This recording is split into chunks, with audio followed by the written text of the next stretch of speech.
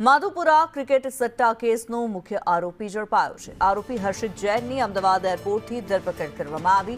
હર્ષિત જૈનને દુબઈથી deport કરાતા એસએમસીએ ધરપકડ કરી છે। હર્ષિતની ઓફિસમાંથી 2300 કરોડનો સટ્ટો ઝડપાયો હતો।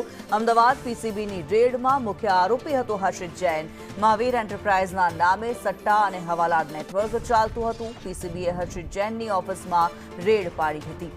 अलग अलग બેંકના કાર્ડ સિમ કાર્ડ મળી આવ્યા હતા। સટ્ટા ડબ્બા ટ્રેડિંગ થતું હોવાનું સામે આવ્યું હતું।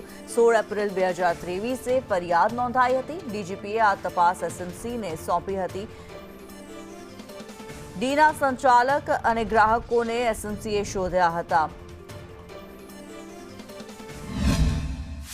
પછી આ એસઆઈટી દ્વારા જે તપાસ કરવામાં આવેલ હતી એમાં જે છે ક્રિકેટ સટ્ટા બેટિંગના આઈડી તેમજ શેર બજારના ડબ્બા ટ્રેડિંગ આઈડી અંગેની વિગતવાર જે તપાસ હાથ ધરવામાં આવેલી અને આઈડીના સંચાલનથી ગ્રાહક સુધીના જે તંત્ર છે કુલ 36 આરોપીની આ કેસમાં હજી સુધી ધરપકડ કરવામાં આવેલ છે।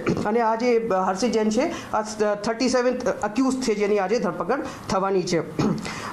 આ જે કેસમાં શેર બજારના જે ડબ્બા ટ્રેડિંગના મુખ્ય સંચાલક આરોપી દીપક ઉર્ફે ડીલક્સ ધીરજલાલ ઠક્કરને અગાઉ જે છે દુબઈથી યુએઈથી એક્સ્ટ્રાડિટ કરવામાં આવેલ છે।